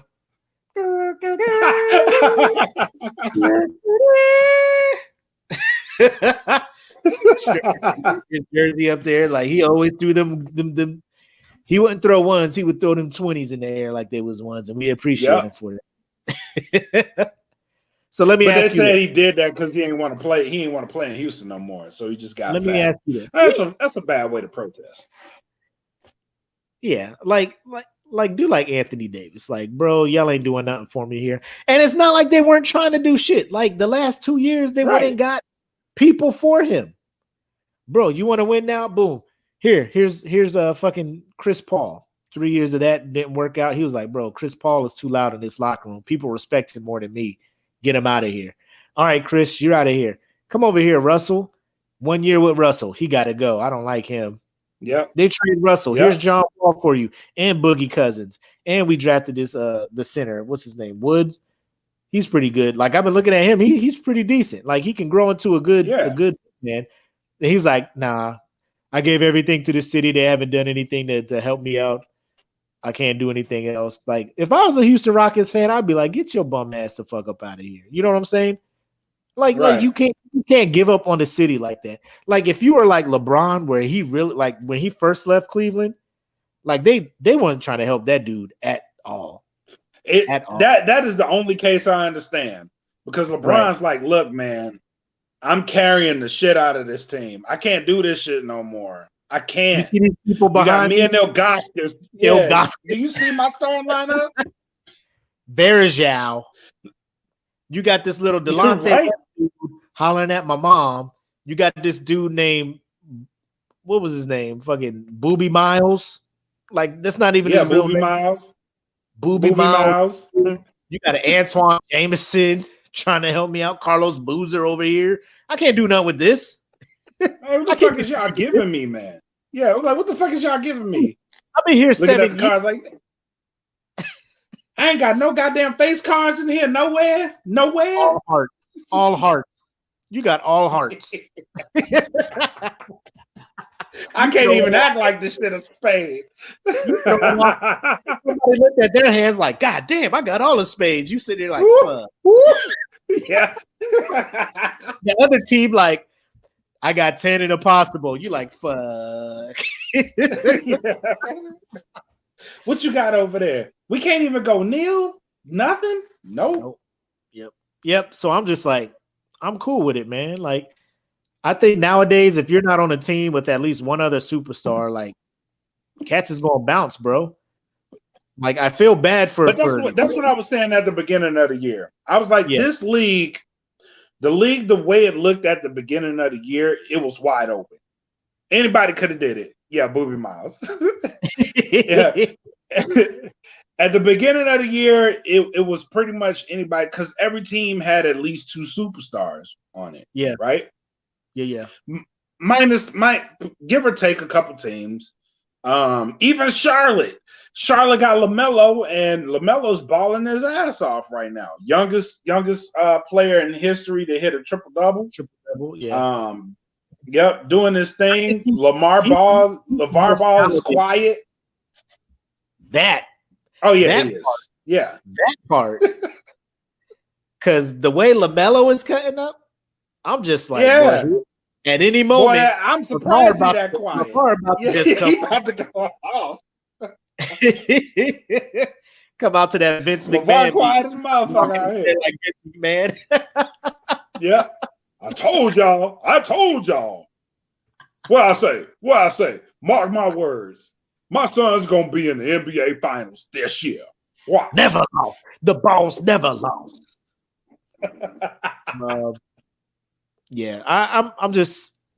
I think this season is going to get hindered, though. I think they need to go to a bubble format because These They should. They should. with traveling and stuff, COVID popping up. It's not like the NFL where you only got 16 games to play. Like the NBA, they're trying to play 72 games. So your leeway with postponing games and stuff is smaller. So you're either going to end up canceling games, making the season shorter, Right. or you got to go to a bubble. Either way, the players can complain. Like George Hill was just like, you can't tell me to wear a mask and to stay here with this and stuff. I'm a grown man. Right. I'm going to do what I want. I'm just like, you can, but when the league, the company you work for finds you and says you are in violation of this contract or this agreement. They just did that with Kyrie.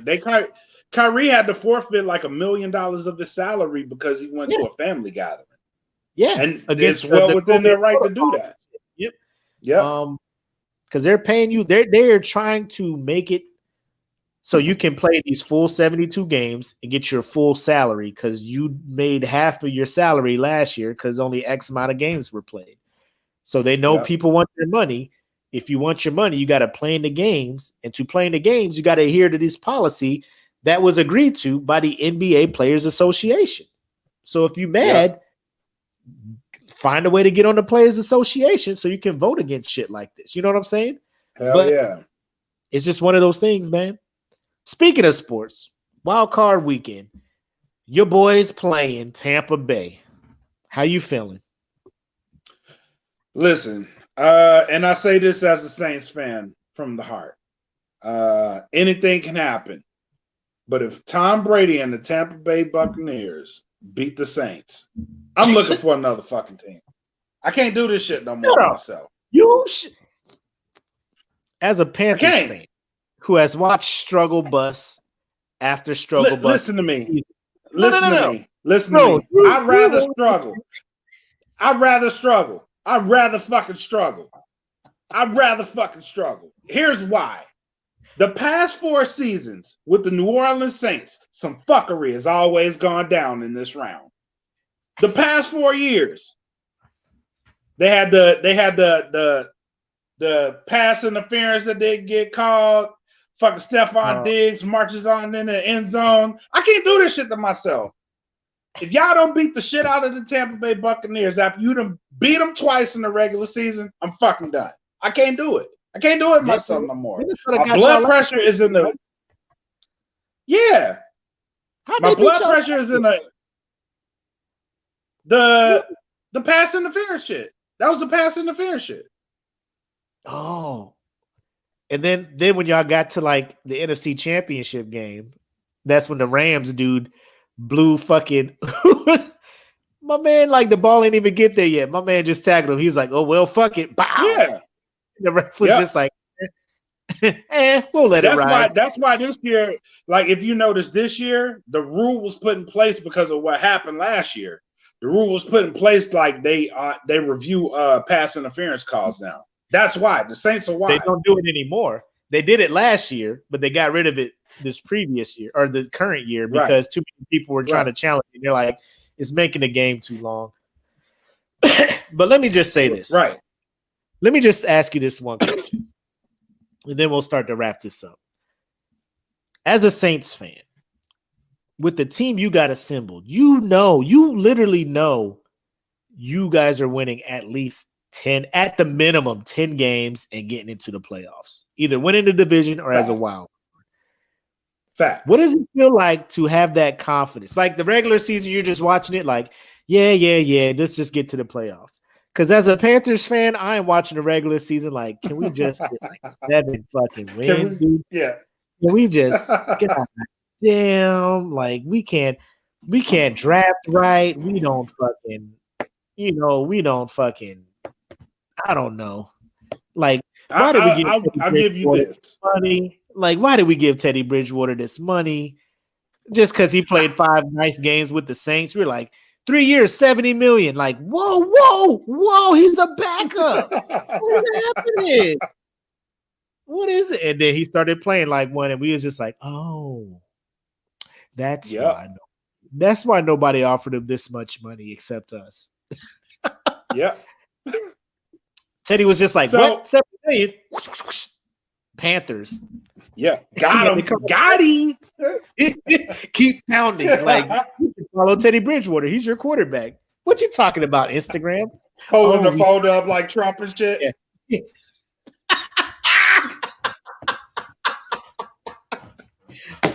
I can't believe they did it. His agent was like, hurry up and sign it and make it official. Hurry up. Blow the ink. Blow the ink. It's dry. But you're willing to walk away from a well-coached, well-organized, winning organization. Where would you go? I would have to go to a team that sucked. And I can't go to Cleveland no more because they good. So it'll probably be like Cincinnati or something. Nah, go full suck mode and go to the Jets. No, I might as well. I like Green. You stayed in Jacksonville for I might go Jacksonville. Yeah, I might go Jacksonville. I can't keep doing like my blood pressure's in a healthy spot right now. And I don't want to keep doing this shit to myself. You know what I mean? Because every Saints game in the playoffs is just like, man, y'all please don't blow this shit. Please don't blow this shit. Like, get up by 2 touchdowns. That way y'all can be at peace. Y'all can rest the starters at the end of the fourth quarter. You know what I mean? Like, we don't keep doing this to ourselves. You know what I mean? Because I don't like being like, even with something as simple as you up by 3 with a minute left with the Saints, it's not enough for me anymore. Like at the fourth quarter, it's not enough because you have these teams, and I look at them right. And to answer your previous question, like the confidence I have during the regular season, I'm like, this team is a Super Bowl contender. I know it. I feel it in my spirit. It happens to me every year. It's like, this team is a Super Bowl contender. They really are. And then fuckery happens in the playoffs. And I'm like, there goes my hopes and dreams. And then since I'm from Louisiana, and then most of the people either are Saints fans or Cowboys fans, now I got to look at my timeline and all the sucky ass Cowboy fans that don't have a squad and ain't had a squad in 88 years. Now they talking shit. So now I got to deal with that too. They up there talking about, have a seat next to us, Saints fans. Like, motherfucker, y'all been sitting there during the regular season because y'all knew y'all wasn't going nowhere. Right? So, last question. Yeah. Are you ready to part ways with Drew Brees this offseason? Yes. I was ready last year. Oh, shit. What? Yeah, I was ready last year. I think his time has come. You think Drew ain't got it no more? I'm not saying he don't got it. He still got a little bit left in the tank. But I don't want to see him get to a point to where he ain't got it. I don't want to see that version of Drew Brees. Walk away while you still got at least a little bit. Yeah. So you just want to see Jameis in there throwing balls now? You know what? Honestly, if you would have asked me at the start of the year who I'd have wanted to see, I would have been fine with Teddy Bridgewater because he carried it, and all you had to do was manage it. The defense is good. The offensive line, which is your guys' problem, the offensive line isn't as good as the Saints' offensive line. So he has these problems. Right. The offensive line was still good. He could manage a game. I would have loved to see him stay in New Orleans, and then maybe he would have developed more into a great quarterback. I just think him leaving stunted that growth. But I'm glad we got rid of him now, seeing what he's doing in Carolina. My bad. That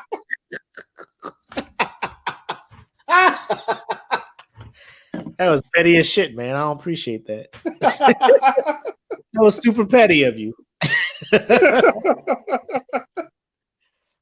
Anyway, that's all we got. When it comes to that. You got any final thoughts or final shots to take before we say goodbye to the people? I do. And if you guys joined us last week, I told you guys I had a single coming out soon. I do have a release date for it that I can confidently tell you guys. So February the 1st to celebrate the Black History Month, I will be releasing a track called Black is Beautiful, and it will be available exclusively on the Dat Feelin Bandcamp. So go to www.bandcamp.com, subscribe to Dat Feelin, and you will be getting this track along with every other track in Dat Feelin's library, which is a whole bunch of good music. So that track will be available on Bandcamp February the 1st, titled Black is Beautiful. It is my first Dat Feelin release. So go subscribe to those guys. Also shout out to Pitmaster, aka Brother E. Smitty. He just dropped a beautiful album on SoundCloud. It's on all streaming platforms now. So go search The Soul Powers. That the name of the album is called The Beginning Of, and man, what an incredible album. Him and Shabba the Beat Yoda dropped. My God, what a great, it is a great album. I put one of the tracks up on in the SmokePit, the COVID joint, which he has video for, but the rest of the album is incredible, man. So make sure you guys go check that album out. I'll put the link up in the group as well. But man, give this album a shot. It is perfect music for right now. It is a beautiful album. Go check that out. Definitely a well put together album. They took their time with it. It is they were recording it through the summer and like the last half of last year where a lot of stuff was going on. So it is almost like a period piece of America. Yeah. They created this album around and it is, I know it sounds weird saying that 15 days into the year, but the best R&B album of 2020 is The Beginning Of by the Soul Powers. And if you stream it, track number 2, All Makes Sense, is my joint. Oh man, yeah, it is. Yeah, that one. All makes sense. Shy to Beat Yoda, his production. Oh my God. I'm gonna have to holler at him once the album's out. Me and him got to talk. A couple tracks. Yeah, you might need a couple tracks from your boy, man. First things first, though. Yes. First things first. Me and Clint Taylor need to have a conversation. I thought y'all been had that. Wait a minute. This is a side discussion. This is inside politics. They don't need to know that. But yeah, check that out. Check out Pitmaster Rob's YouTube channel with his son Comic Wars. Check out Mikey P. Bean's YouTube channel where he's reviewing. I think it's 91B. Just check that out. He does reviews on all the if you like nice pointy things that can cut your ass, my man does it. It's also outdoor stuff. Does awesome reviews. He told us he spends over $500 a month on subscriptions to get these things to give reviews on. So check him out. Oh my God. Give his channel, give him some likes, give him a subscribe, help out the channel. Who else was out here shining? Pitmaster Kayloni Diaz. She out here doing the streaming thing with her dude Brian Olivia. They out here streaming, getting their streams up. Their numbers are going up on Twitch. They're trying to get affiliated partners. Yeah. Help them out. And who else was out here shining? I think somebody else out here was shining, and I forgot. Shout out to Pitmaster Rob Gibbons, Rob and Chantel Gibbons. Shout out to them. Their son just released his first single. Yeah. So shout out to them. This is Chef Trey. Yeah, throw it in there. Yeah, we're gonna throw that in the smoke pit too. Bram, you trying to give flowers to everybody, bro. Like I said, man, if you're doing something good and you got a passion that you're chasing after and you want some support, post it in this group. Yeah. You will not feel like nobody is supporting you. Like if you want to go to a community where you feel people are backing you, this is the spot to go to. And the reason for that is we want to, facilitate that environment because you guys are supporting us. You guys are tuning in, commenting, liking, sharing the videos and stuff. So we want to make sure that we return that favor to you guys. Like, you see, this is our passion. We want to help plant, water, and fertilize your passion as well. So share it in here. Don't be afraid. You don't have to ask me, hey, can I share this? Like, just share it. Nah, share it. Share it. No, unless it's like something that is like super against Facebook's whole guidelines and shit. Side note, I don't know what you did. This is to Pitmaster Hugh Hill. Why do I have to keep approving your? What did you do? What did you do? Every time I'll be like, Hugh Hill needs a post approved, and I'm just like, what did he? And I clicked, and it was just like, well, he did something that was against the guidelines, some time ago. I just want to know, what is it that you did, Hugh Hill? If you listening to this, what did you do? Because I be checking your posts, and I'm just like, this shit. I don't see bad with this. So I want to know what was the initial post where Facebook got you on their damn watch list, bro. Don't be bringing that energy over here. I don't want you this. Still got to approve them shits because I hadn't seen the last couple. I thought he was out. Nah, because I approved a couple the other day.